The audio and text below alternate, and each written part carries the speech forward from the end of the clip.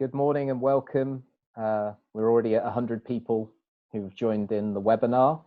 So make yourselves comfortable. We'll give everybody a couple of minutes to join and then we'll get on with the show. So thank you, and thank you to all our panelists. What you can see on the screen in front of you is, of course, the list of the panel we have for you today. So something slightly different from what we've covered. We've listened to the feedback and obviously pulled together a real sort of wide panel today for the final webinar in the series. Sit back and relax and enjoy it, and we'll get started now. So as I said earlier, thank you everybody for joining us for the final webinar in the series of 3 webinars. Let's kick off the session in the customary way. I will hand over to Sisa Ntshona, who's the CEO of South Africa Tourism. He's going to provide an overview of why we're running the webinars and also some background and context on the current situation. So over to you, Sisa. Thank you, John, and good day to everybody. Thank you very much again for coming through. I must say, when you look at the last webinar's interactions, a couple of my counterparts from Botswana and I think Nigeria contacted me that they were also part of the webinars and listening through. It seems, a lifetime ago, but only 2 days ago where we last had the conversation. So much has happened. So much has happened within South Africa. So much has happened also around the world. And part of this is trying to have a sense in terms of how the world is shifting and how relatively South Africa is moving towards those elements as well. I think there's a couple of lessons that we're picking up. The first one is that lockdown in South Africa has been extended by a further 2 weeks. I know many of you today would have been celebrating the end of lockdown, but unfortunately it's been pushed forward by another 2 weeks for very good reasons. The key thing, however, that we're picking up is that after the lockdown, it wouldn't necessarily be a drop of everything at the same time, but rather an easing off of the lockdown. So we have to get our minds around what does easing off mean? I think at the last update that was given by the Department of Health, you got a sense that the epicenters were the Western Cape, Gauteng, and also KZN. You've got to start to think ahead in terms of what does that mean? Will movement be allowed in other areas? Will it be restricted in those specific areas? And if so, what impact does that have? There's also the growing view that the recovery will be led by domestic tourism, business travelers, and if so, what does that mean in the easing of lockdown environment and its impact right across the board? I also want to say thank you very much for all of the panel members who have agreed to offer their time, their thoughts, and share with all of us some of their views. They all come from different places, and part of how the webinars have been designed is to hear as many diverse voices, possibly helping us to sketch the future in this forever changing environment. I often joke with people that what I know in the morning at 10 o'clock, by 2 o'clock, I've changed my mind because there's just been new information that's coming through all the time. So we've got to be agile, we've got to be flexible, but we've got to start pointing towards the environment that we'd like to get to. Our source markets are quite important, but again, they are as difficult to assess as in our own environment. I mean, I read an article this morning about the Schengen borders remaining in place till November. What does that mean in an environment, as an example, where, we want to ease movement and visas and all those type of issues? So again, there is no one silver bullet, but rather a balance of different facets to take into account. So I invite you again to please interact with the panelists. I'm looking for suggestions. Please put through suggestions. Obviously, raise any particular concerns, but I love it if you could just ring that up in terms of, here's some suggestions how we could look at things. I'm going to hand over back to our host, who's done a wonderful job, to John. And John, take us away. Thank you, Sisa. Thank you so much. And thank you once again to everyone who's joining us and taking the time to join us. The number's still ticking up. We're at around about 800 participants at the moment. So for those of you, first of all, I think for those of you who don't know me, it's probably worth me introducing myself very briefly. I'm the founder and CEO of Aviadev Africa. we're the biggest events company in terms of trying to develop intra-African air travel, obviously something that's vital to any tourism destination development.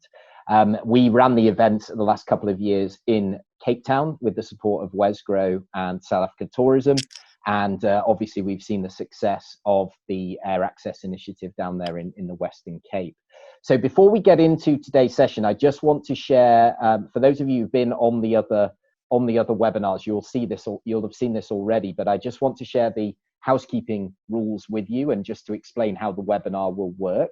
So first thing to say is only our panelists have the ability to use their microphones. So if you want to ask a question, please use the Q&A button you'll find at the bottom of your screen or on your mobile phone. You can log the questions there.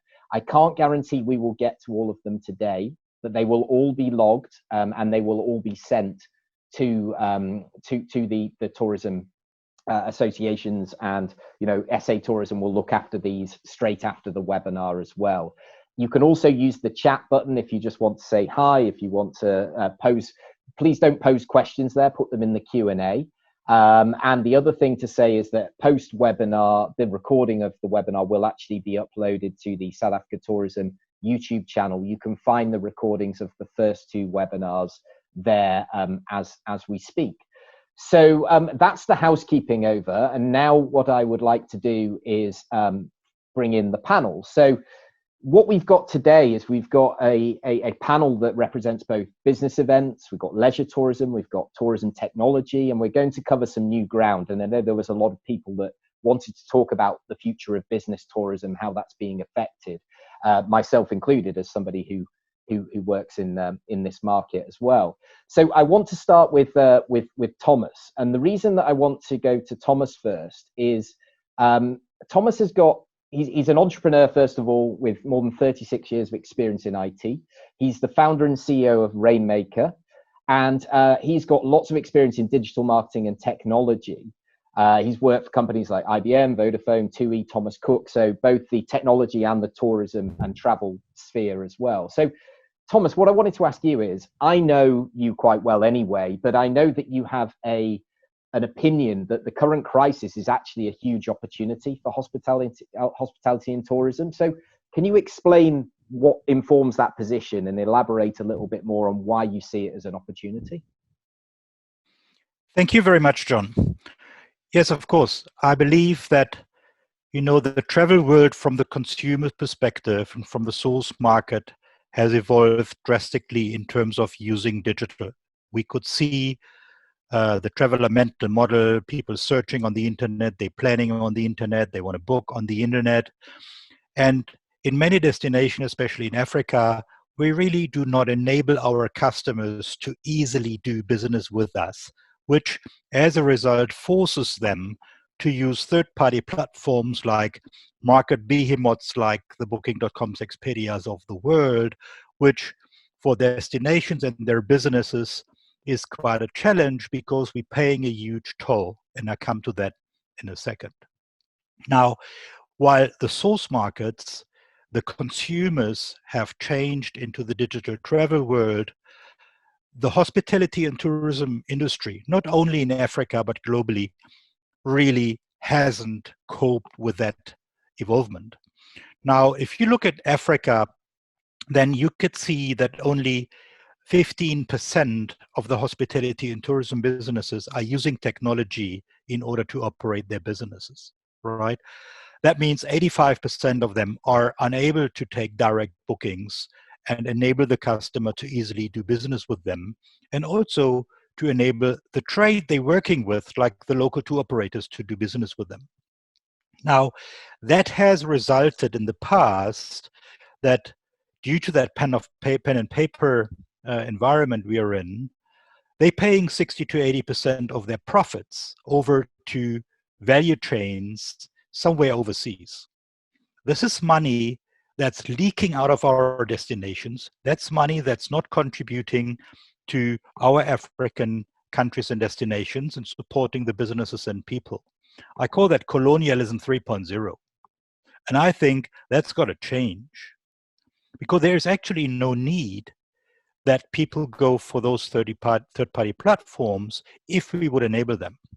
Now, when the Corona situation happened, and I'm working in that environment for quite some time, when the Corona situation happened and everything was locked down and I could see all my customers coming up panicking, we lost 100% of our revenue overnight. We have no occupancy. What is the outlook? When is it going to come back? And all that kind of stuff. Many of them have no outlook.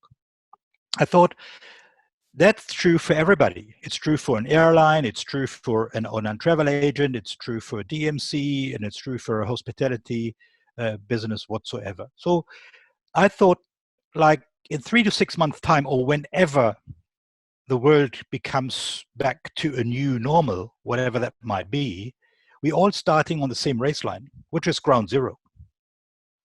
You know, the airline starts at ground zero as the guest house around the corner. They're all starting at ground zero.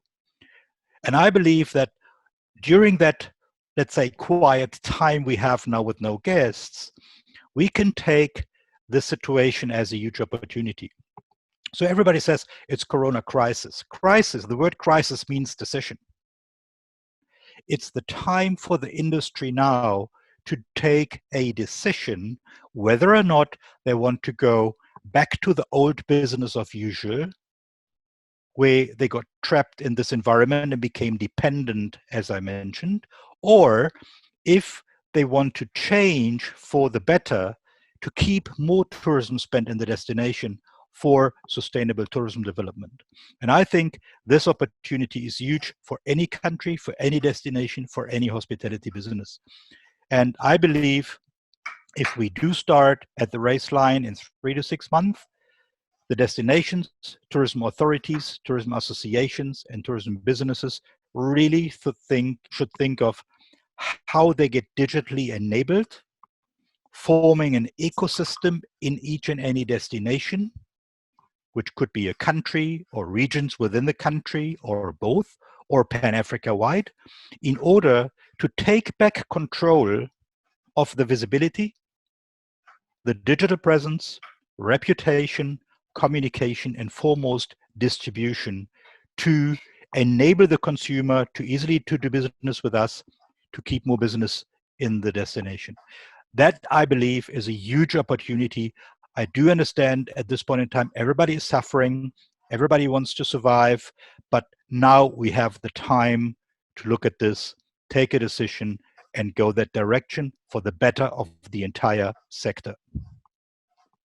Yeah, thank you for that, Thomas. And I feel the same way in terms of obviously this new normal that we're expecting, and that we're going to be part of. And it's an opportunity. The words I've been using a lot over the last couple of webinars are, it's an opportunity to reset and reinvent and relook at what you're doing at this point and what's going well and what's not going so well. And like you say, a big part of this is, of course, using the digital platforms, and I'll come back to you to talk about that in a little bit more detail of how we can do that, and really take things forward. So I'd now want to come to Mariette. Mariette, for those of you who don't know, she established Destinate, which is a bespoke destination management and tourism marketing agency, in 2013. But before this, she had 10 years as the CEO of Cape Town Tourism. Now, Mariette, it's said a lot of the things we've talked about, we've heard recently, are that experiences are very important to tourists now. Now, as more so than just products, and people are looking for something unique. So as a company that specializes in those unique experiences, do you think there'll be more demand for those kind of products post-COVID? And secondly, do you think there'll be the market that will be able to afford those kind of experiences? I think the reality is, and I've been chatting, enjoying having a number of sessions with small businesses over the last few days, and it's been really insightful to me as well, is that we've got to look at how the world will look immediately after Corona, and then obviously plan a few months ahead. So I think it's unrealistic to expect people to venture out in huge numbers initially. But there is definitely, if you think what all of us have in common, and this has definitely been a leveler, is that we are desperate to reunite with people that we've missed and loved ones. We are desperate to reunite with nature. You know, not all of us are lucky enough to have a big garden or live or have space. So I think some of the things that people have missed is the ability just to go for a walk with a couple of people that they love, the ability to connect with their loved ones physically as opposed to on a screen like we're doing now.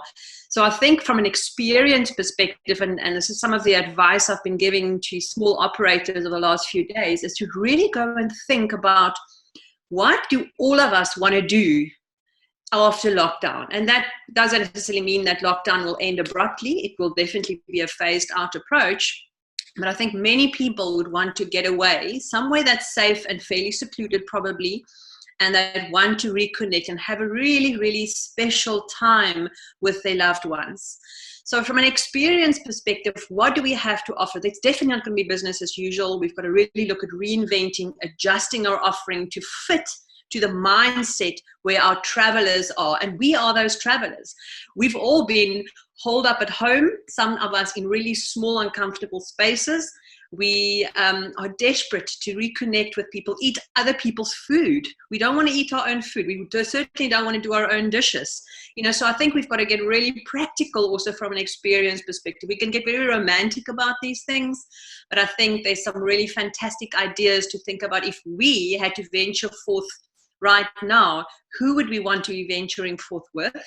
What do we want to be assured of in terms of security, safety, hygiene, etc.? And number-wise, it's unrealistic to think that people will be gathering in big numbers or even medium-sized groups. I think for now it will be small groups of good friends and loved ones gathering together. What do we want to do? We most likely want to be out and about. We most likely want to really have good interactions again. We want to have delicious food, drink the wine that we've not been able to have enough of at home probably. So it's really about phasing it out and making sure that our experiences are in line. And yes, absolutely, I think there's going to be a need for much more personalized experiences. People will want to have a lot more information and advice about what that experience entails, the safety around it, their exposure to other people that they don't know. And then also, as Thomas was talking about, digitally, we would like to be able to see more information. So visual, very, very important. So it's a great time now to look at our how visually what our offering is using technology and the internet. And then I think a huge issue that seems to be a problem for the industry at the moment is, how do we communicate? What do we even say? Should we say anything? So I think it's a very great time. We're all on social media now more than ever before because of this desire to be social whilst we are in isolation. So people are out there on their phones, and a big conversation is about what will be the first thing you do post-lockdown. Where will be the place that you go and have your short left? Where do you want to go? What have you missed the most of South Africa? So people will venture out. They will venture out quite cautiously and with very special people, and probably a great opportunity for rural destinations, self-catering establishments to offer some really unique experiences for people to kind of get to reconnect. One of the ladies I have the pleasure of working with, Lulu, who has a guest lodge in Tshwane at the Rocks, I said to her, you need to do bonfire evenings where families can reconnect around a bonfire, break bread, and just kind of be together again and enjoy delicious food. And these are not necessarily experiences that you currently offer, but think about now how you can portray that and start telling people out there to start looking forward to and get excited about some of these experiences that they can enjoy again post-lockdown, responsibly, safely, and obviously with the people that they've missed tremendously. Yeah, the simple pleasures, I think, is the focus, isn't it? People are going to miss this interaction. Now, one of the things that you say, and I'm delighted that James and Septi are with us today, because obviously myself, as well as somebody who organises business conferences, I want to talk about that. And I want to pick up on a point that obviously you made, very, very valid point, which is, you know, people are still going to be reticent in gathering in huge numbers. So I want to come to you, James, and obviously you're the producer of the Iceberg, which is presented by the Joint Meetings Industry Council. You curate the storytelling legacies of business events industry, including beyond tourism, etc. And you're also working on behalf of SAT's Meetings Africa as well. So from a global perspective, the definition of MICE business events is a huge group of people in a single space, interacting, shaking hands. How are we going to overcome and build confidence back into this? And what are these big meetings going to look like in the future? And what can we do to be prepared for what that future looks like and people's understandable reluctance to get too close and personal with people? Yes, thanks, John. Well, you can certainly expect our sector to be coming back probably later than the leisure sector. The concern I have is bigger than simply what form meetings will take, much more as to who is going to be in a position to meet. We have $9 trillion of GDP anticipated to be lost this year. That's the equivalent to the whole of the Japanese and German economy. And the real losers are going to be the small to medium-sized enterprises that simply won't have the cash flow to survive. So I think we have to understand that not only within our own supply chains, whether we're talking about DMCs or lodging or particularly the PCO market, we have to work out what's going to be left as a fallout from the lockdown. And unfortunately, as you rightly pointed out, the concerns that people, corporations, even destinations will have will be the concern about reintroducing COVID through the medium of business events into those destinations. So inevitably, we're going to be first out and last back in. But that doesn't mean to say that there isn't opportunity for the sector. And when I talk about the sector, I don't really refer to the sector in the context of travel and tourism, because travel and tourism is largely a byproduct of the business events industry. The business events industry is actually driven by other motivations, whether it's in healthcare, trade, research. So I think the motivations won't change as to why people want to meet. I do think that this window of opportunity that Mariette pointed to applies to our sector, in that we have an opportunity perhaps not to rush to fail, and I define failure by the reintroduction of COVID, but to use this window of opportunity to plan to succeed. And that applies for all of the constituent organisers and participants of events. It's an opportunity to recalibrate why those meetings are taking place and to focus very much on the purpose of that meeting, so that the planning for those meetings can deliver a greater legacy, which is more accountable, more measurable than ever before. And I think for the destinations such as South Africa, it is also an opportunity to look at the broader economy, because the business events sector is not so much just an engine for recovery in travel and tourism.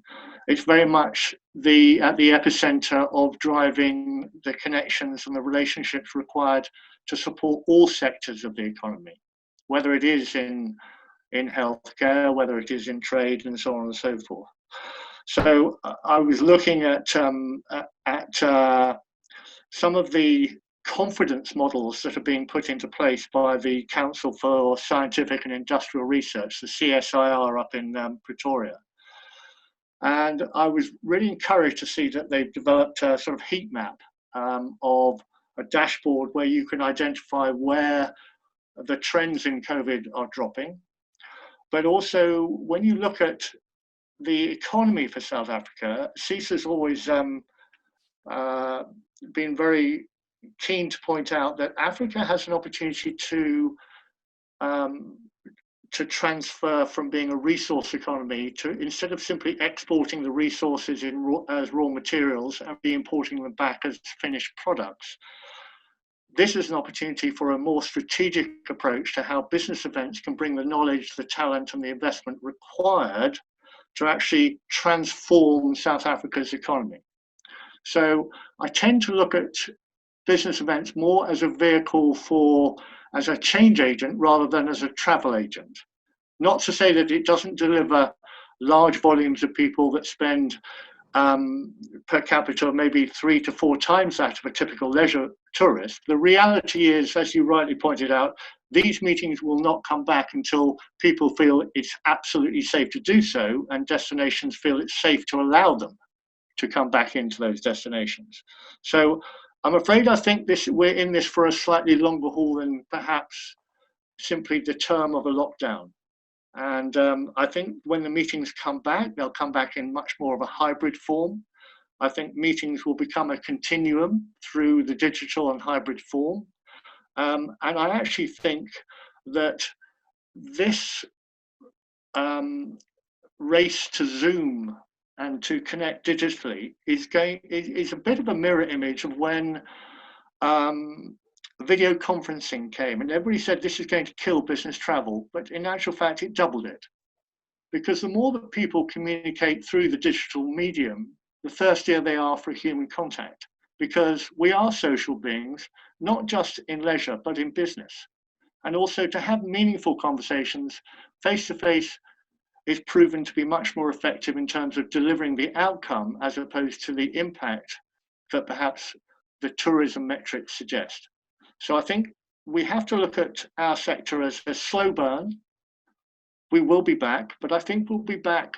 Certainly the bigger meetings will come back bigger than ever before, in part because of what Mariette was saying in terms of wanting to get back together. I know that our own industry, everybody's desperate to get back to Meetings Africa, everybody's desperate to get back to IMEX and to IBTM World, because we need that human connection.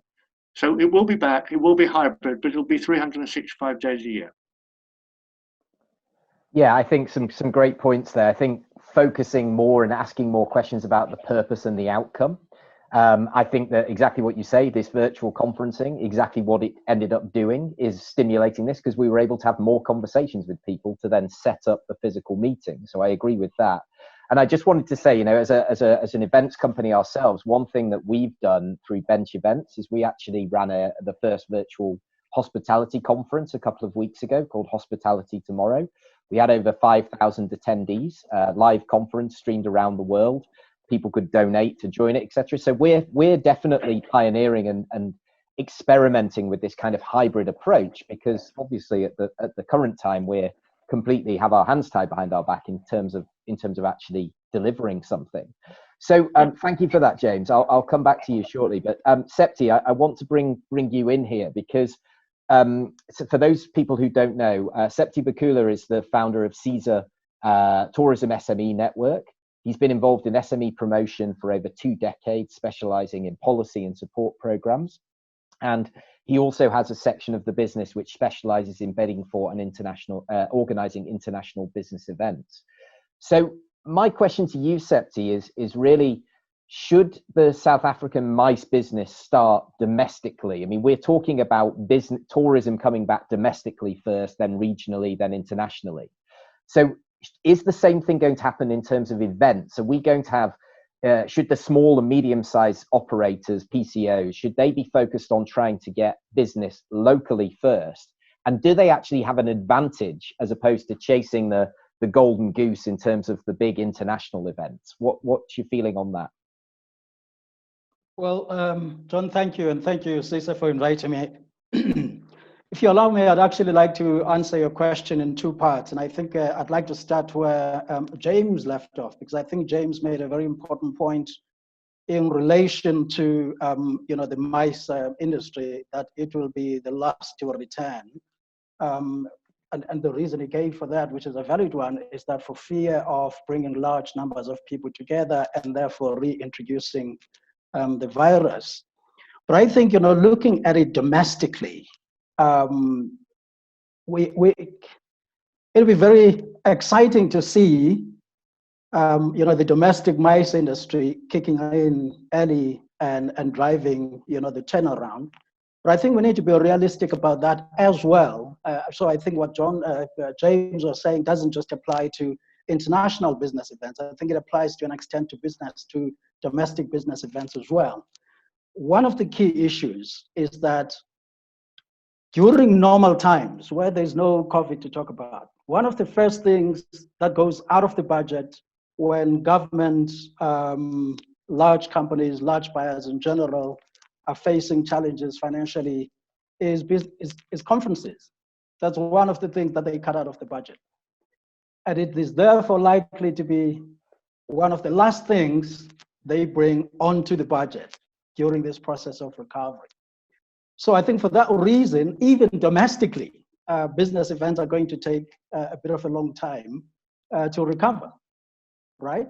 That's the first point I want to make. So I think, from an intervention point of view by SAT, what would be necessary to do is to work with the local industry, both government and private sector, to get them to restart those business events, those conferences, because if that doesn't happen, well, domestic recovery is going to be a long time coming. But there are two other points I want to make.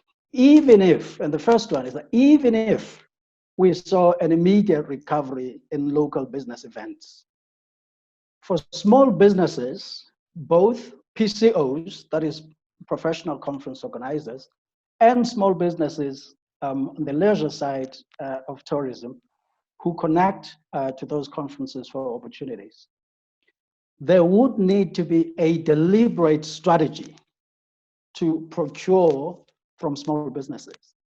Now, what we tend to see, especially where we have large international events coming into the country, is that there is a lack of a deliberate strategy, a deliberate action on the part of the owners of those events to involve small businesses.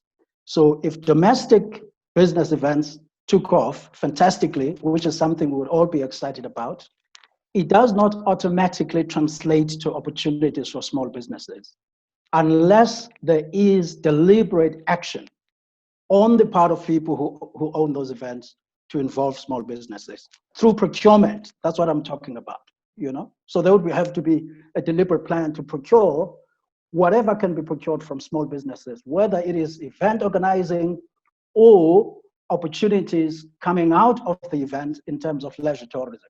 That is number one. Number two, I think it would be very important to be deliberate in another way as well. If it's a large event that is organized by a large PCOs, and most of the PCOs that I know in this country are not very large. So I think most of the PCOs in this country would fall in the small and medium enterprise category. But I think it would be very useful to also take a deliberate approach purely for reasons of sharing the few and small opportunities that will be coming out initially. It would be useful to be deliberate in pairing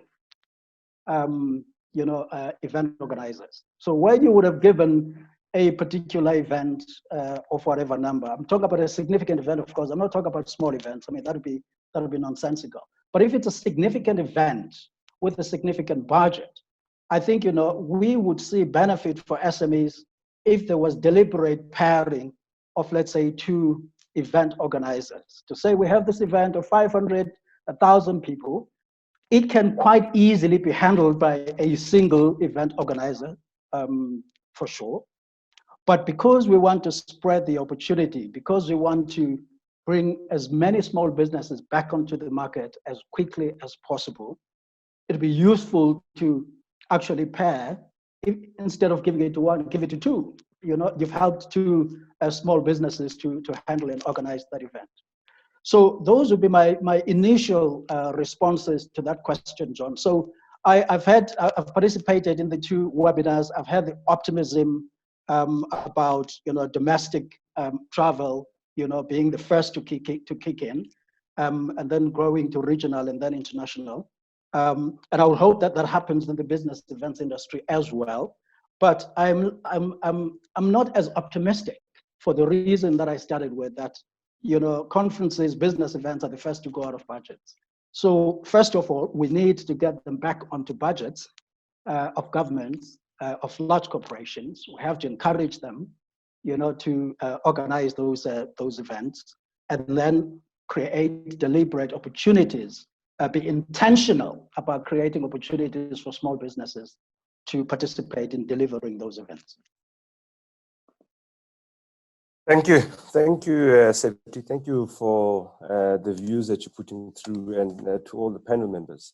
I've just got some thoughts that I'd like to put to you.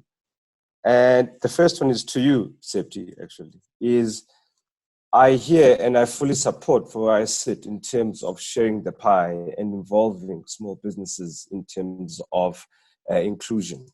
However, here's the reality, is that because there's nothing, we're only ground zero at the moment, small businesses will effectively be competing with large businesses, even for small conferences, as an example. Yes. Because now they just want to get business up and running. Secondly, as well, the onus lies on the decision maker ultimately to choose whether they want to allocate it to one PCO or many PCOs. How do we coerce the decision makers, the conference owners, to say, well, I'm going to play a role and decide, because we live in a free market society, they can choose whether to go for anyone. How do we coerce, how do we encourage conference organizers to choose the spread, rather? Well, Sisa, yeah, I mean, my response to that is that if by domestic events taking the lead, we're talking about events organized by South Africans in South Africa. That is the South African government, these are South African corporates, and so on and so on. So it is not international events organized in South Africa. So that was my understanding of the question. I think, to answer the second part of your question, everyone understands, government, corporate, all of us understands that the situation is such that if we do not immediately create opportunities for SMEs, the large companies can survive for a number of months. And quite frankly, I don't even know how many in our industry, large or small, will be able to survive for a very long period of time under these circumstances. But we all understand the urgency and the importance of giving SMEs opportunities, just in order to keep those SMEs in business and keep those people that those SMEs employ. Those SMEs employ in employment. So I think that, one thing that we can do is really, it has to take the form of education, it has to take the form of lobbying, it has to take the form of making an old-fashioned appeal to say, look, we know that you can quite easily allocate this event to a single organizer. And again, just to repeat that, I'm not really talking about small events, I'm talking about significant events. But we're making an appeal, given the circumstances, that to help us, achieve the larger objective of keeping small businesses in business, giving their employees in business, we're asking you to pair. We can't force them. We can only ask. We can only, educate, and so on and so on. And you're actually quite right. All of us, big or small, are in the same situation. I started off by saying, quite frankly, I don't know in the MICE industry in this country how many of the players in terms of event organizers and PCOs can really be classified as large. I think the majority of them would fall in the small and medium enterprise category. So we're in this situation, all of us together. And I think that it wouldn't be far-fetched, to encourage event owners to, pair small businesses. We have to make a case for it. I mean, that's the only way you can do it. Okay. Otherwise, it's the market economy. It works, as the owner of the event decides. Okay. So I suppose maybe a nice summary would be to big business and government.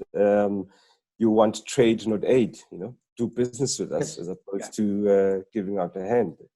Precisely. Yeah. Okay, thank you. Then let me move on to Mariette there. So there's a growing consensus that lockdown won't end abruptly. It will be gradual. At the same time is that the recovery, the growing consensus is that it's going to be led by domestic, then regional, then international. But even within domestic, there's a view there's even subcategories, right? That the first subcategory of domestic would probably be within, not overnight, but rather to your park, right? And back just to gain the confidence of moving around again. The issue, however, is that I've got a whole audience of entrepreneurs and business people in the tourism space. They can't charge for that walk to the park and back, right? So what does this mean to the tourism sector when essentially they'll be spectators for a certain point of time whilst you and I get comfortable with walking around again? So it won't necessarily, the first travel that we do won't necessarily be paying tourism, but rather experiential. Just tie to me, how do you actually monetize experiential? I think that's a really valid point, Sisa, and something that I've been thinking about a lot. And again, we've got to put ourselves in the shoes of our customers and have the conversations with our customers now. It's critically important to talk to each other now. And we're fortunate in this day and age that we have technology and the means to reach out and to have conversations. So we've got to first and foremost find what people are interested in, what they want to be doing, financially what they were able to afford. And we've got to get really real about the conversations we're having right now. And, for a long time, we've been stuck in that perfect Instagrammable marketing moment, and that's gone. It's gone. And I'm not sure if it's gone forever, but it certainly will adjust now more than ever. We're going to have to get absolutely practical and real with people and ask the questions, reach out. All the participants in the sessions I've been having have been petrified to communicate. As one woman said to me, I don't know how survival looks like. I don't know what I should be telling my customers because I don't know if I'm going to be here in 6 months' time. And that's how real things are out there. But if we start really imagining and think very practical, as you said, mostly with the phased out lockdown, most likely our first customers will be people from our neighborhoods, from our communities, from our city. I think a lot of people from cities will be venturing out into rural areas where they have the freedom of space. One of the things that we've taken for granted most is our freedom of movement. It's something that we've always just done, particularly as South Africans, and that's why I think so many people were so cheesed off that they can't walk their dog or surf, or you're like, what? It's a human right. We've got to be able to move. So a lot of people, as you say, will want to be venturing out. And yes, a lot of these things are in free, open spaces. But I think a lot of people, if you're reaching out to people now, would be keen to venture out in places with people that they can trust, with people that they know these are going to be truly memorable moments. Human nature is we don't often just do things for the sake of doing it, particularly I think after a period like lockdown. We are absolutely valuing this incredible gift of life. So we're not just going to think flippantly about that first trip out or that first weekend away or that first incredible meal with loved ones. We're going to give it some thought.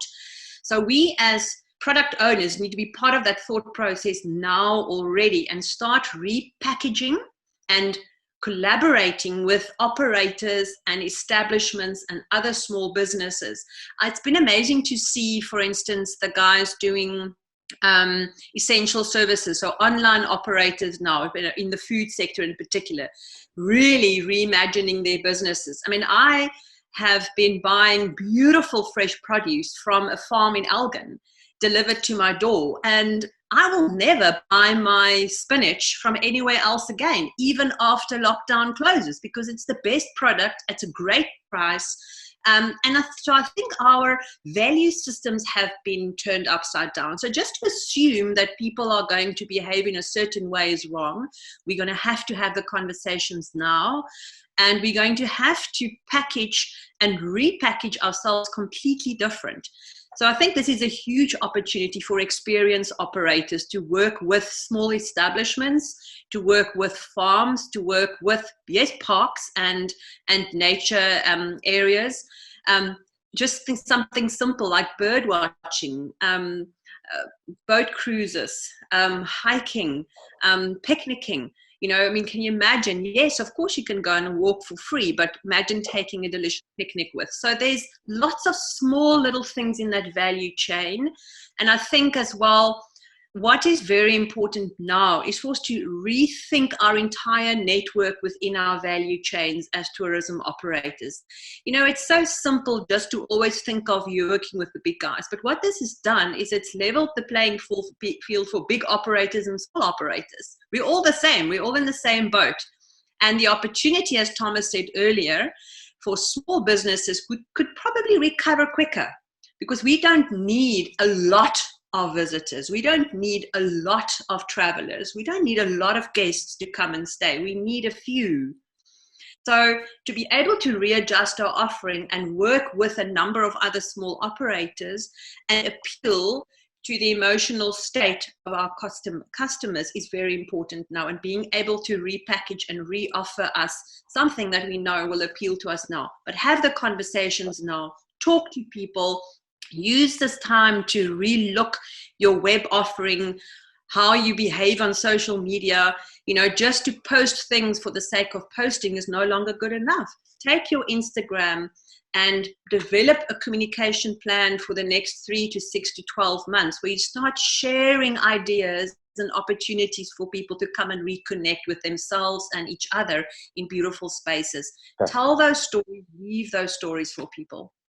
Thank you. Thanks, Mariette. I think the key thing there is value chain collaboration, because without it, you're just an island by yourself in terms of how then you surround yourself with others that can actually work with you.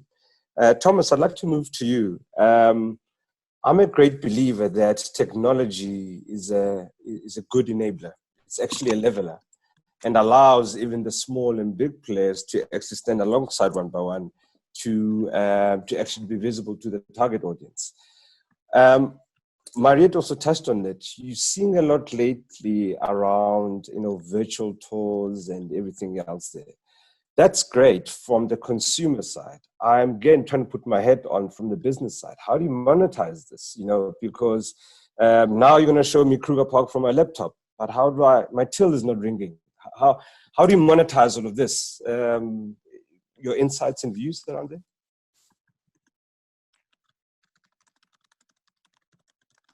Thomas, can you hear us?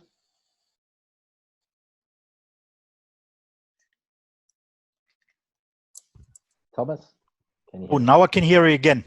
Oh, sorry. Somehow the link dropped for whatever reason. Did you get my question? Do you want me to repeat? If you repeat, please. Okay. So I was talking about the view that technology is a great enabler. It's a great leveler. It allows small, big players to be equally visible to the target audience they're looking at. We are seeing trends lately around virtual tours, you know, virtual conferences, and you can see Kruger Park virtually, right? Now, the problem with that, or the question I rather put through, is that how do you commercialize it? How do you monetize it? Because now people will no longer be traveling. They can just sit and log on and just see the big five from the armchair of they're sitting in, right?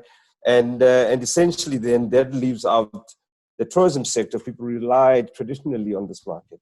What does this mean for them, and how does technology not become a replacement of what they do, but rather a complement or expansion of that? Thanks, Seeza. I do believe from experience that this is very complementing anything else we currently do. So for example, we started in 2016 to do 360 virtual tours for all hospitality and tourism, hospitality businesses predominantly in Namibia, for example. So what we have seen in the meantime, from 2016 to today, we have had some 40 million views on those 360 tours for hospitality businesses in Namibia. 14 million views is huge, given that Namibia is a very small destination with about 300,000 leisure tourism tourists per year. And the impact it has is tremendous, because the virtual tours, 360 tours, do different things. Number one, they address the mental model of the traveler while they are in dreaming mode. So they're dreaming about going places and staying somewhere, and now they see that stunning 360 virtual tour. Now, if you look at a little bit back, then we once said a picture is worth more than 1,000 words. Now, everybody knows that hotel pictures are often staged and a little bit, photoshopped, and the room doesn't look like as it was on the photo. People no longer believe in those photos. Then video came in, which is expensive to produce, which is often too long, boring, and shows what the hotel is going to show, but not what the customer wants to see necessarily.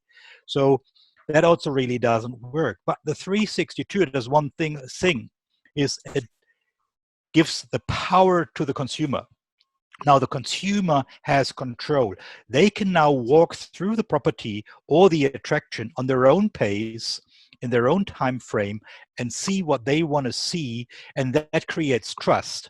Trust, on the other side, creates bookings. So what we have seen is, and we're using the Google Street View platform as a base technology because it comes for free, so the cost is very, very little, and make that 360 tour, which we publish on Google Search and Google Maps and Google Travel everywhere, but also seamlessly integrate that to the customer's website. So each and any website then has the 362 on the page, and you could see that the direct bookings due to that increased not only directly on the website, but also through other channels. So I really believe it's a complement thing to do. And to me today, it's a must-have, right? Because it really creates bookings. If you go a step further, virtual reality, where you can, or even augmented reality, where you can like blend in yourself into the Kruger Park and what else, it's another thing. It talks to gamification for the more younger people we are trying to address in terms of the demographics. At the end of the day, it doesn't replace the real experience you have when you're staying at the location in any way. It just makes you dream going places. That's what it is. It addresses the stage number one of the traveler's mental model. I want to dream, go there, right? That's great. It's a good starting point. That's what we need to do today, because people got plenty time sitting in their homes, surfing, whatever, start dreaming, going places. Now we need to attract them. But then also we need to enable them to do business with us, like giving them everything they need for planning and giving them everything they need for book and pay in order to get the business towards us. Thank you, Thomas. I think the key takeaway there is it doesn't replace, but rather the first stage towards the booking itself. And then lastly, before I hand back to John, James, I do miss the business event space terribly, because it helps me selfishly for my job, because I get to bulk acquire tourists, 10,000 at a time. I get to fill in a whole block or 2 blocks of restaurants, of hotels, the restaurant business, the shuttles, the tour operations, all of the stuff that happens around the conference itself, for 4 days of people coming together. You're absolutely right that first out, that was the first space that got hit very hard when the pandemic started to come through, and your views that it's going to be lost in. I remember you and I having a conversation at some point in time, early February, to say, well, East Asia is cancelling a lot of conferences. Maybe we should invite them to South Africa to hold the conferences here, without understanding the full context that it's not about your destination, but about the ability of people to travel, right? So you can have the best destination, the best value proposition, you can have a zero price. But if people are not allowed to travel from their own countries, then they're not allowed to travel.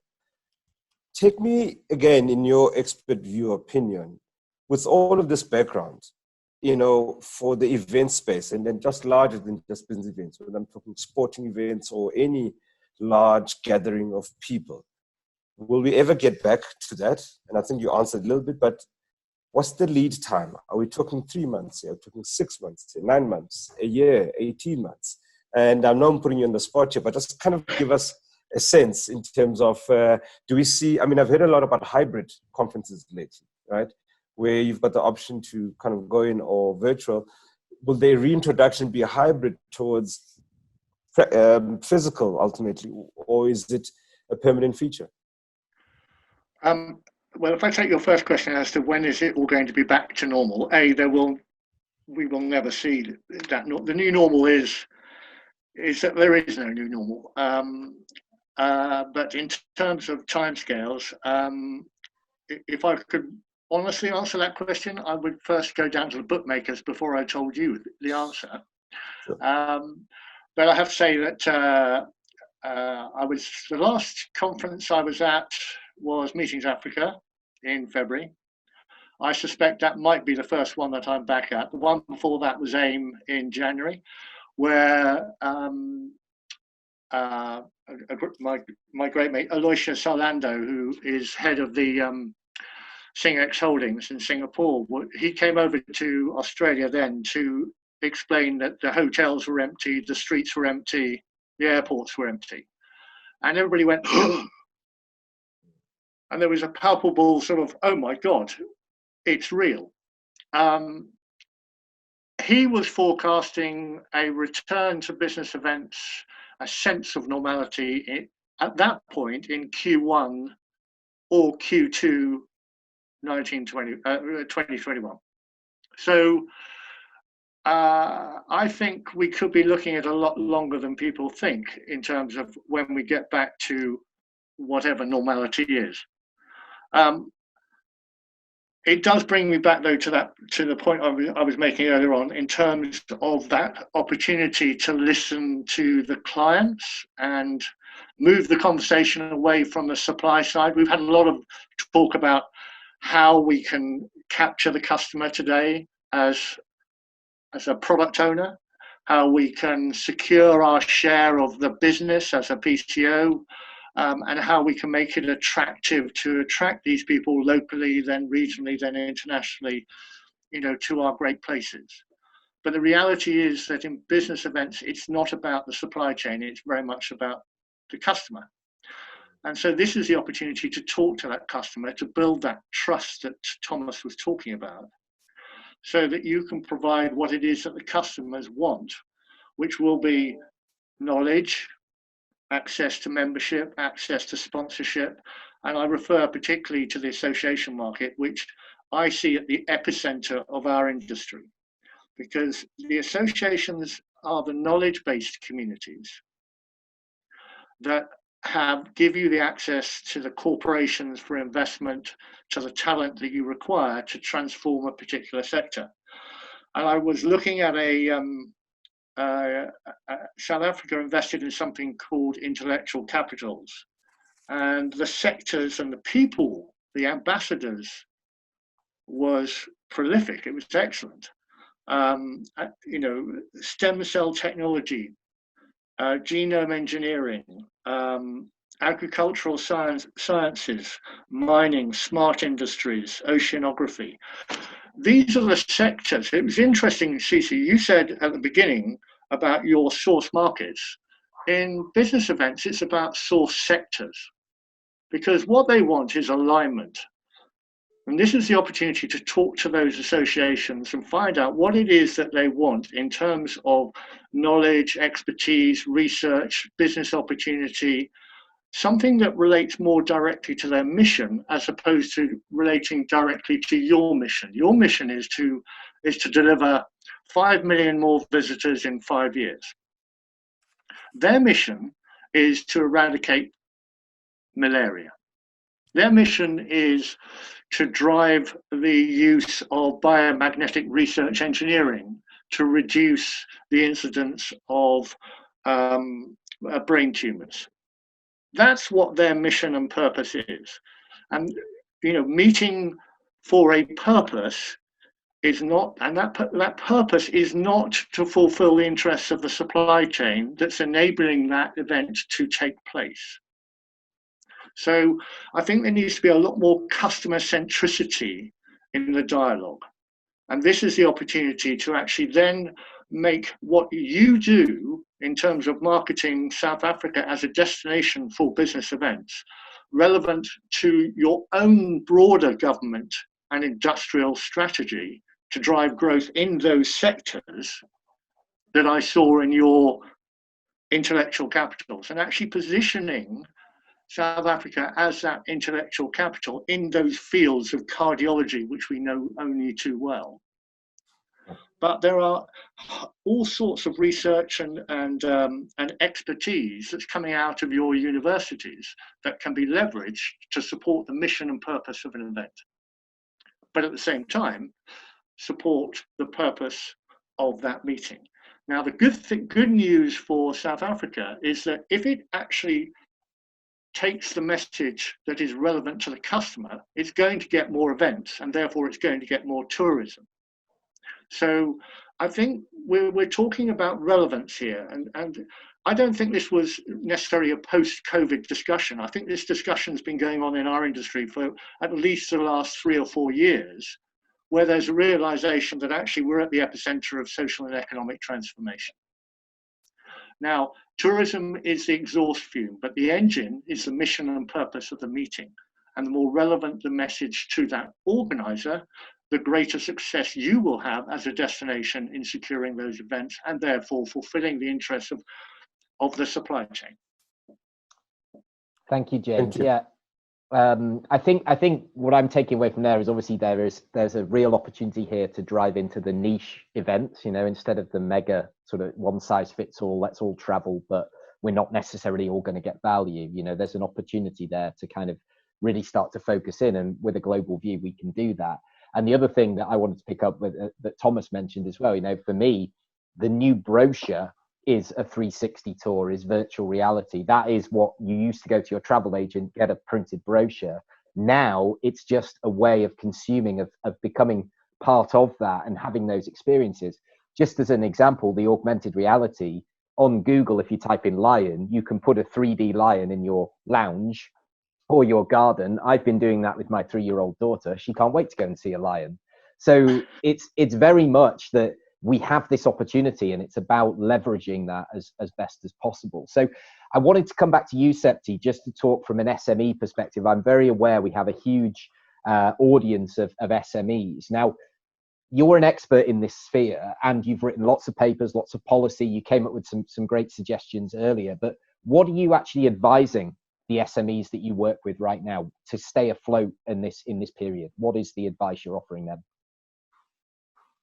Well, quite frankly, John, I don't know, because the situation is so difficult and dire, and business has dried up completely. I mean, it sounds academic to say to people as much as as much cash flow as you can hold on to, as possible, do that. We, as a company, which, as you indicated in the beginning, are also involved in, specifically international business events. And we, long before COVID-19, when the situation, with the performance of the national economy became so difficult and dire, we took a number of measures, to really cut down on any unnecessary expense, stretch our rent as far as we can. It was a team effort.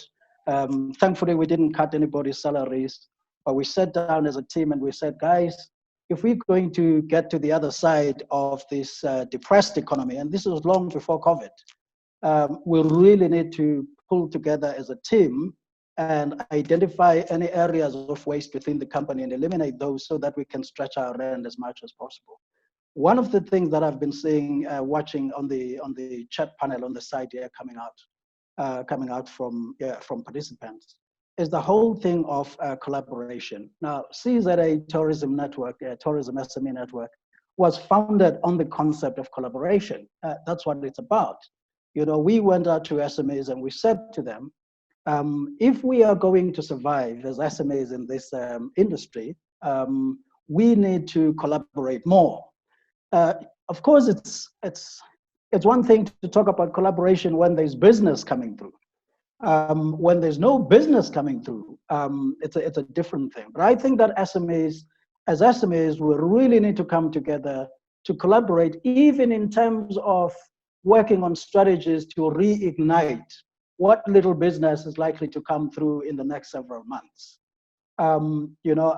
If we are going to work, and I think, by the way, Jon and Sisa, this is another point I wanted to make.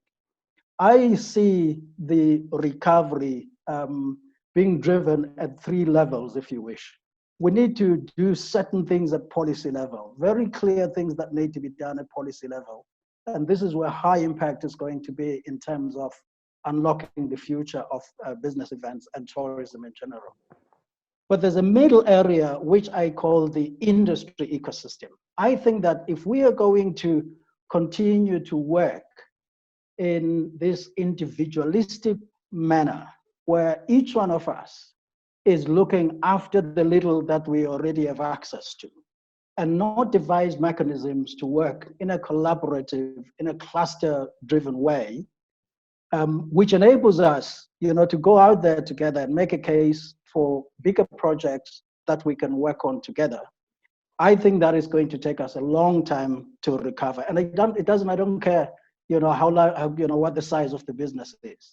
If we are not working in a collaborative way, this for us is an opportunity to say, going forward, how do we reach out to the next SME, to the next, company, as a PCO to the next PCO, and say, if we go together, we can make a case, we can clinch that project. And instead of me having, 100% of the loaf, I can have half, and you have the other half. So I wish I could say more practical things, but in the absence of any business flowing in, it's really quite difficult.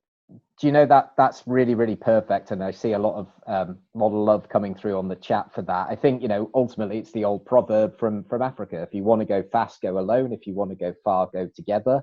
The time now is to collaborate, because that person that you bring into that deal, first of all, it provides a stronger value proposition for the customer. But secondly, when they get an opportunity, they'll probably bring you in too. So there'll be this kind of virtuous circle. And of course, the customer gets a better experience, because as an events organizer, the first thing to say from our side is we always want to make it as sustainable as possible. So delegate bags are made in South Africa. The photographers, wherever we can, everything is brought in from South Africa or from whichever destination that we're serving, where those skills exist. And I think that one question I just wanted to have before I move on to the other panelists was just, what about pricing? What are you advising these guys? Because if we don't collaborate in terms of cost, there'll be a race to the bottom. Who's offering the cheapest price? Well, I think there are 2 aspects to that. Obviously, every business wants to price so that they can, maintain their sustainability. So we don't want the race to the bottom. That's for sure. But on the other hand, I think where we as SMEs sometimes shoot ourselves in the foot is when we start adopting international parity pricing. And I see this quite a lot. I think one of the areas where as SMEs we can differentiate ourselves, because compared to larger players, we have lower overheads, so we can sustain ourselves by offering margins that are very competitive compared to the bigger players.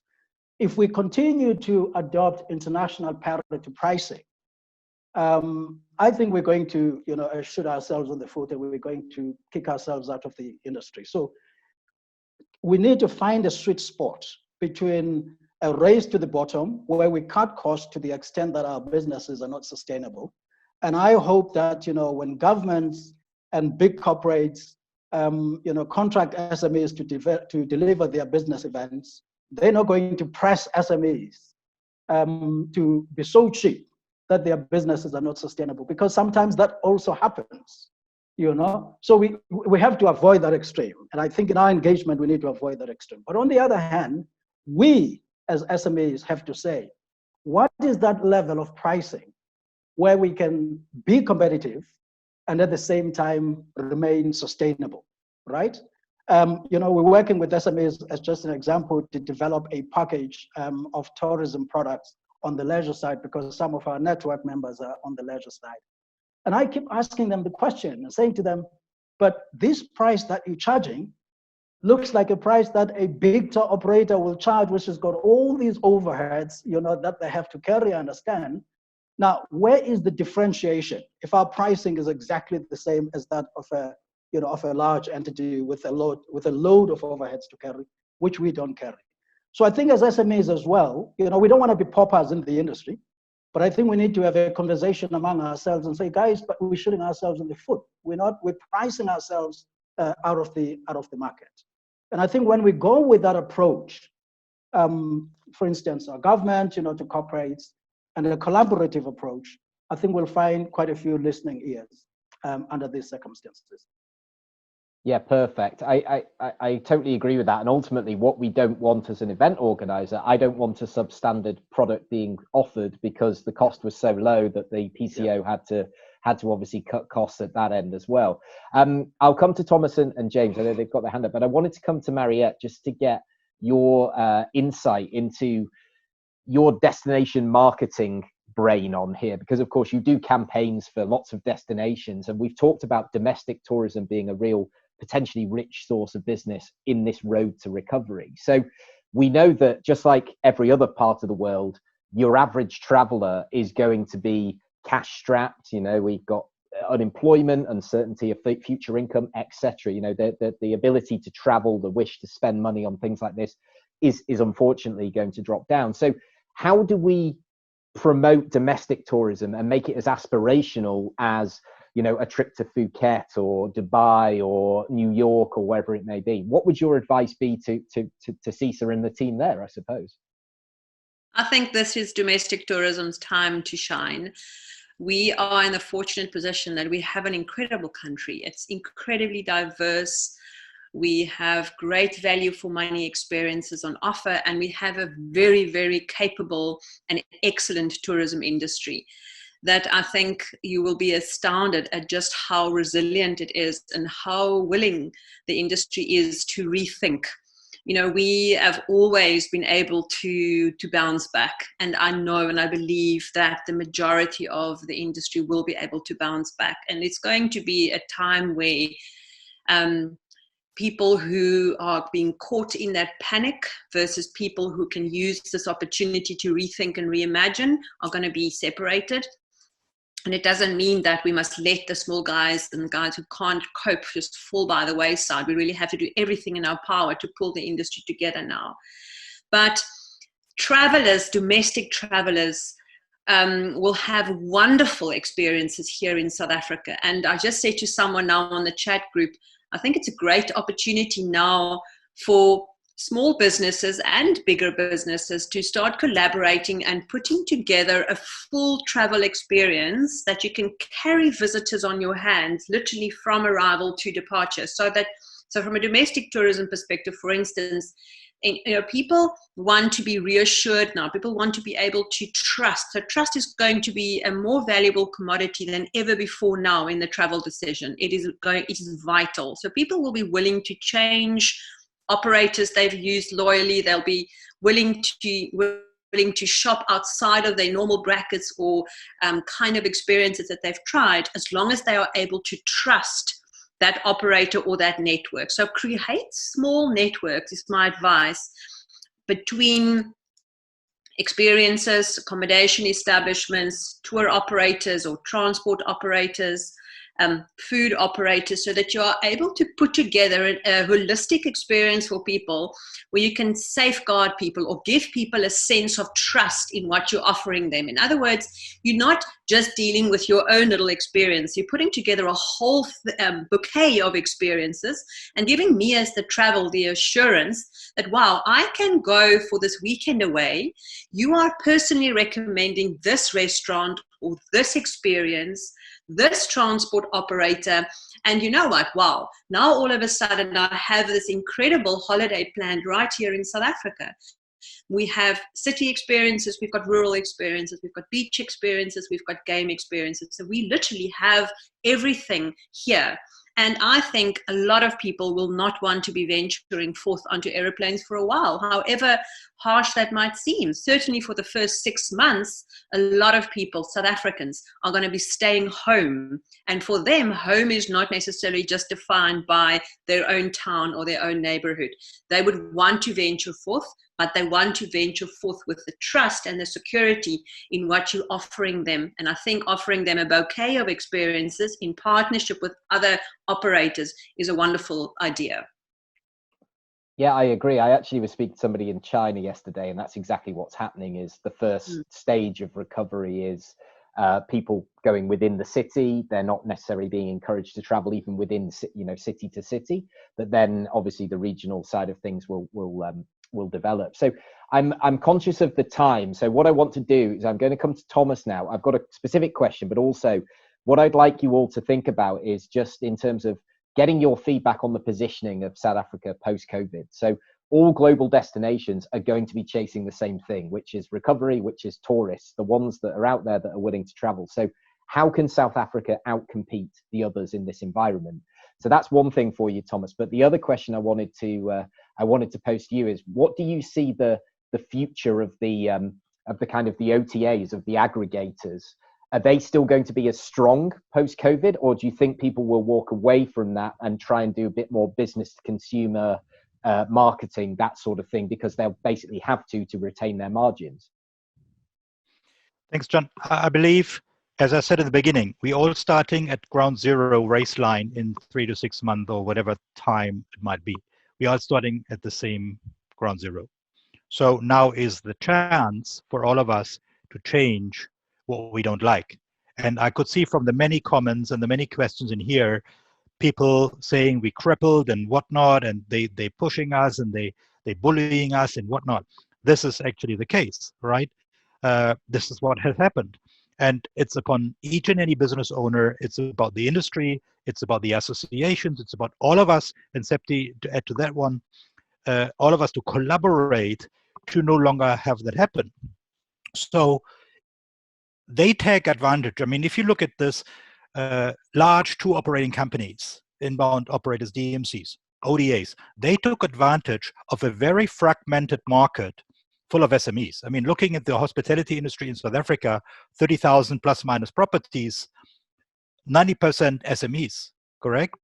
So they take advantage of that fragmented market and bully them into what their no longer sustainable business model is to run. So what happened is they ask for lower rates, they ask for higher commission to stay competitive. What does it mean?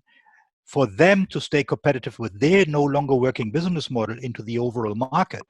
If you look at it from the source markets, like large travel companies, TUI, for example, they vertically integrate towards the destination. That means in 3 years' time, from their perspective, a DMC as we know it will no longer exist. They vertically integrate straight down to the destination into the suppliers, right? Who can sign up for a Facebook and a Google today can sign up for a TUI tomorrow, right? So that business model of the classical DMC as we know it is going to change, and those large travel companies in our source markets, they will drive it. So I do believe hospitality and tourism is an SME market, and there should be a way to have all the SMEs collaborate, all the SMEs to get together. So to create a product power in the destination, to take back that control. So if Marriott, Hilton with 5,000 plus hotels will be able to negotiate special deals, hey, we in Africa, in South Africa with 30,000 businesses will be able to do the same thing if we collaborate, right? And I think that is where we need to come to change. From the source market perspective, you mentioned how's travel going to open. What we see here is local travel will happen first as well. Easy travel, reachable by car, safe, flexible, whatnot. And it's expected from the larger travel companies that long haul, more complex, more unsafe type of things is only starting to kick in the Q2, Q3 next year. So we have to have that local business, but local travelers have been chased away by pricing due to that behavior I mentioned. And I think we need to come back to have South African pricing, to have SADC prices, and then we have international rec prices, because that's currently no issue given the currency exchange rate we're having. We are a bargain, right, in actual fact. So we need to take this into account. For the European travelers coming to Africa, price is not a determinator whether or not coming, right? It's the experience that we need to focus on. In the country itself, it's a different story because we have limited funds available and we need to make travel again affordable for our local people. Yeah, wonderfully put. Thank you, Thomas. What I would say on that as well is it's about changing the consumer's behavior, because of course a lot of this is driven by what they're used to doing to book their holidays. So, you know, that's definitely something that we need to look at as well and put some real effort into. What will this new platform look like? How can we do it direct to consumer using social media, etc.? So I want to come to you, James, for additional thoughts on that as sort of final points in terms of the positioning of South Africa, predominantly, I suppose, from a business events perspective. Well, like Thomas's point, which resonates in the UK, obviously, take back control. I was thinking about this window of opportunity, and the association market being at the epicenter of the business events world. Obviously, incentives will come back perhaps first, but that'll be down to corporate behavior. But I wonder if there isn't an opportunity here to certainly build virtual as part of a bid. So if we're talking about collaboration, whether there's a tech collaboration that could take place, maybe as part of the same platform that Thomas is proposing, because if you can offer better value, then obviously you'll be more competitive in the bid stage. To be able to build a virtual community engagement platform within that procurement platform may well be quite an advantage. But I think the most important thing I would point to is association development in Africa. I don't think Africa is securing enough of the association marketplace because I simply don't think it has sufficient connection. So I'd like to see a lot more investment in African or Pan-African chapter, or indeed national association development. If we do that, then I think South Africa will be much better placed to secure more than the 2% that Africa secures of the global association meetings market. Fantastic, thank you, James. Septi, want to come to you next for your closing remarks and your thoughts on South Africa as a whole, how it can position itself to get back on board post-COVID. Just two points, John. The first one is that those who might be interested, I'm actually going to be publishing an article on my LinkedIn page after this, where I will be discussing my thoughts a lot more. So if I don't have enough time to summarize, check my LinkedIn page within a week and there'll be a more detailed article there. But I think that, when I was talking about collaboration, and I get back to that point. So I see the kinds of actions that we need to take to reposition post-COVID. I said at 3 levels. So there's all this stuff that needs to happen at policy level. There's all this stuff that needs to happen at industry level, industry ecosystem level, as I call it. And then there's all this stuff that needs to happen at individual operator level. So I see it in three levels. My article will discuss at those 3 levels, but I just want to focus on 2 things in these closing remarks. Really, I think where we will build our competitive advantage as an industry using this opportunity going forward is to approach our future in a clustered way. We South Africans are very individualistic in the ways we do things. But if you look at places like Australia, Spain, Colombia, you see very dynamic and very strong industry clusters that bring together a number of different players within that industry, to think collectively and act together collectively to position the industry for international competitiveness. And that is really the broader concept of collaboration that I'm talking about. I'm not talking about just one SME or one business collaborating with another. I'm talking about industry level clustering, where we bring all the different players. I mean, in our case, for instance, we have associations, of course we have government, we have the SA tourism, we have the operators, We have companies like Journey, which is doing some very interesting work. And we need to bring all those players together and say, how can we jointly strategize? TBCSA, the Tourism Business Council of South Africa. How do we jointly strategize as a cluster, not individual associations and individual industries, to reposition the industry going forward? I think that's going to be very important. I discussed that in my article in greater depth. But the last point I want to make is this, John. Government plays a very key role in terms of the support programs that it offers to SMEs in particular. And they are welcome and they are fantastic. The challenge with those programs is that they adopt a one-size-fits-all approach. We do the same thing for all the SMEs, but business doesn't work like that. Each SME out there has got unique needs that they need to attend to in terms of building their own internal capabilities and capacity, and in terms of market access. So you can't have programs like the tourism incentive program that takes exactly the same approach with every SME. You need to put together, in my view, a competitiveness fund type approach with a menu of support services where an SME can then say, for my company, these are the interventions that I need. And then they can select and build their own support package. What we are doing now is that we're straight-jacketing SMEs because we're all saying, here is, is the same lunch for everybody. It just doesn't work like that in business. And I really want to advocate that government needs to work a lot closer with industry to say, what are your needs and how can we build the support that we offer around your needs rather than, around what we think you need. So I would end there, John. No, I think that's perfect. And I think that's we are the absolute epitome of what that is. What we're doing today is we're hearing, Seeza has put this together to hear from industry. What do we need to do? And off the back of that, we will build this recovery plan. So final words to you, Mariette, just for your closing remarks, please. And then I'll come to Seeza. We've shared some practical ideas on our website at destinate.co.za. You're welcome to pop in there. But just some things that have resonated with me. I think first and foremost, businesses, particularly small business, should make an effort to use this time to put together a very simple resilience plan for the next few months. And yes, it does involve things like funding, etc., and how to access that. So I think here there's some very valuable support being provided and advice by the likes of Wesgrow, SA Tourism, and others. Your second thing is your communication plan and what we're saying out there. As I said earlier, don't stop talking.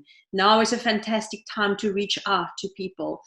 Find out what you should be offering differently and doing differently. Find out what your consumers are wanting, thinking about, and use your social media platform not to sell at people now. Social media is about being social, it's about storytelling. So don't advertise on there like crazy right now. People are not buying, they are looking to be inspired.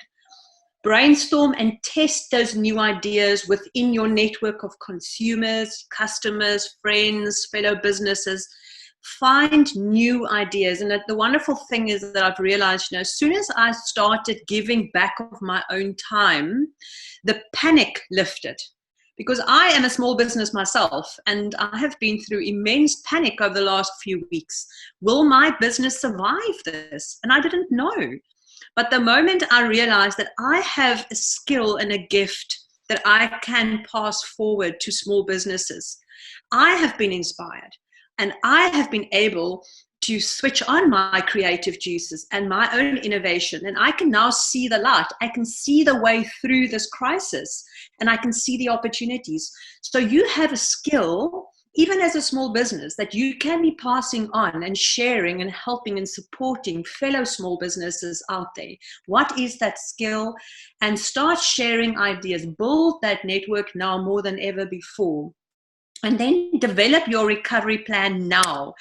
And it's very clear from the conversations on social media that people are thinking about that first trip away. Domestically, yes, of course, for now. Be ready to offer people what they're craving and what they're needing. Assess your online presence now. Make sure that there's no fluff. Make sure that you are upfront with your information and the kind of information people are looking for right now around potentially hygiene, security, safety, etc. And then Find people within your network to give you and help you with the skills you don't have. You'll be amazed at how many people are willing to help you. And one of the most important points is around communication. There are fantastic freelancers, social media, content creators out there. Reach out to them. Let them help you if you're not a communication expert. Now is the time to rethink and reimagine and really breathe through the panic and start seeing the way forward. And we are very happy to help you if you need to be helped more, and looking forward to walking this journey. I think it's an opportunity now for tourism associations and tourism boards to get practical. One of the things that our businesses are telling us is that they're sick and tired of getting information. We all know what to do and how many times to wash our hands. What we need now is practical business information that will assist us, A, to survive, B, to recover, and 3, to thrive. Wow, fantastic messages. Thank you, Mariette. Really, really uplifting, really positive. And I'm seeing the comments come through, you know, people saying it's optimistic. And that has been the theme that we felt when we've left each webinar over the last week. It's felt, let's talk about something practical we can be doing now. So upskill yourself, improve your connections, you know, add more people to your social media profiles, start to talk and collaborate, because we have this amazing ability that we're using right now to communicate with each other. So let's use it and let's market in the right way. Let's build the brand for tomorrow. I know they say stay home today, travel tomorrow.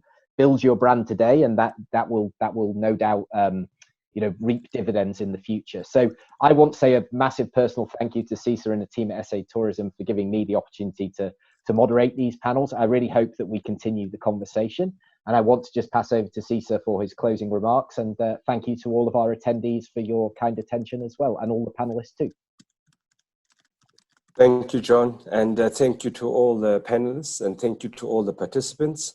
Wow, what a journey it's been as our third and last webinar on this specific matter, on the recovery plan.